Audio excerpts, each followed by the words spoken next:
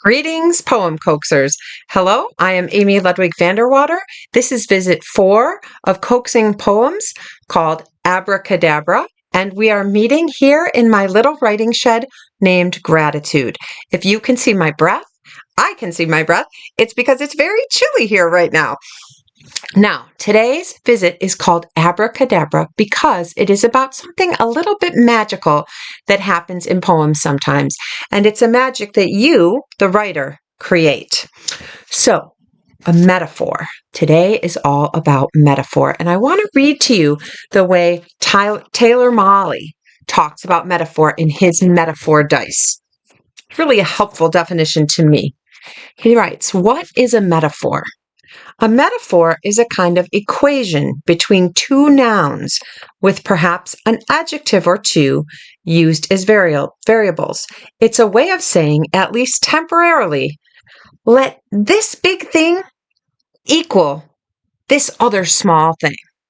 So in a way, it's saying this is this, even when it isn't. But in our writing and our reading for just this moment, we will suspend disbelief, let the magic happen, and give our readers an image of something as something else. So I've been thinking about metaphors in the poems, some of the poems that I've written in the past, and I made a little list in my notebook of some of the metaphors I remember having written. And I'm going to just read you a few. And you can see I have a list here where it says real life. So what's the noun or the object in real life? And over here, what's the metaphor? What am I comparing it to? What's the thing that it isn't, but it reminds me of in some way, and I magically turn it into it in a piece of writing. So I wrote a poem once about shells in which I compare them to baby teeth and how the ocean leaves its baby teeth on the shore each night. Are shells baby teeth? No, they are not. But I made them that abracadabra just for a moment in that poem. Fire in a wood stove. To me, a fire in a wood stove is like horses running. Horses running and nickering and making noises the same way that fire makes noises. Leaves on trees, to me, feel like love letters.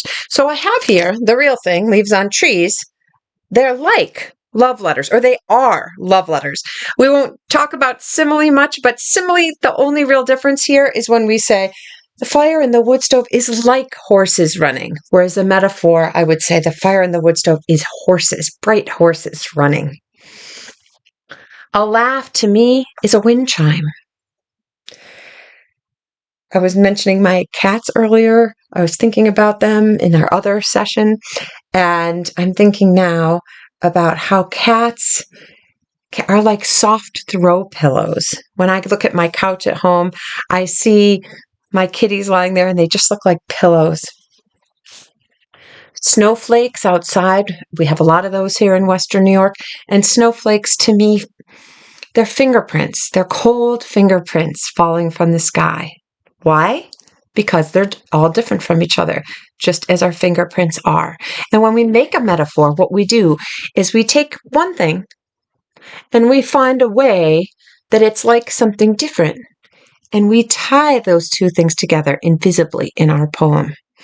So I have a list of some other ones I want to think about. I'd like to think of a good metaphor for a warm towel or the smell of cinnamon.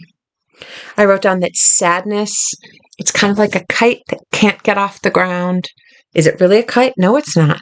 But I could write a poem in which it's like a kite. So I was just beginning a couple drafts of some poems, and I'll be working more on this week. I'm going to be collecting metaphors and looking for things in the real world, be they actual objects or maybe feelings or other types of more abstract nouns, and then finding other things in the world to connect them to in my writing. So I have a couple to share with you. First one about my cats. These are short little poem drafts. They may change by the time I type them up. This is called our soft throw pillows.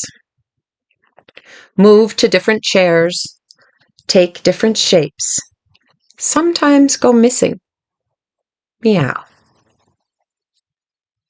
You can see the first line of that poem. I think I'm going to make it be the title. We'll see. And then the next one, I have something to show you. So I live in New York State where we do not grow oranges. And I have an orange here, and you can see that I've cut it. And when I cut this orange, I cut it into a slice. And if you look at that, you might be able to imagine, as I do, that it looks a little bit like stained glass, especially if I were to shine a light behind it. You would see the glow of orange, like stained glass. And then if I were to cut this slice, I'd have this. And what does that look like too? To me, it looks like a smile, maybe like a rainbow. And I was thinking about oranges, lemons, limes, other fruits on a plate like this. And I just wrote a very short description that's simply a metaphor. Citrus.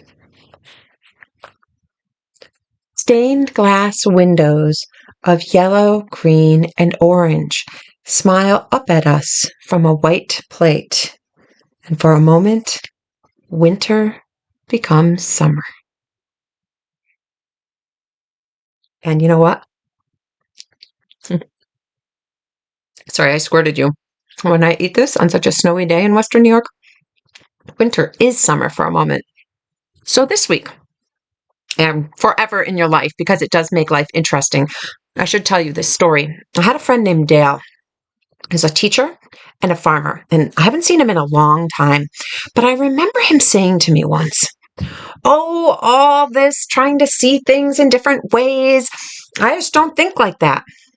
And then one day he said, this morning before school, I was driving the tractor and doing my farmer part of my job, and I looked up and I saw the sun coming up. And you know what? It looked just like a fried egg. And I think I can see things in new ways. I can make something else.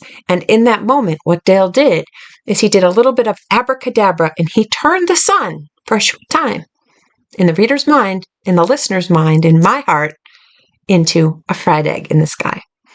So, again, remember this, a metaphor, thank you, Taylor Molly, is like an equation between two nouns with maybe an adjective or two used as variables, where we say, let this thing for a little time, this big thing, be this other small thing.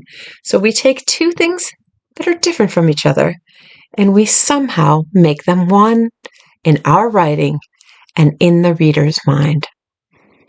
So, thank you for joining me, Amy Ludwig VanDerwater, in chilly gratitude for Visit 4 of Coaxing Poems, Abracadabra, and I look forward to seeing you next week. And maybe between now and then, or whenever, or your whole life, try that. Keep a little list where on the one side you have something from life, and over here something you might compare that thing to. I wish you well, and I wish you much love this week.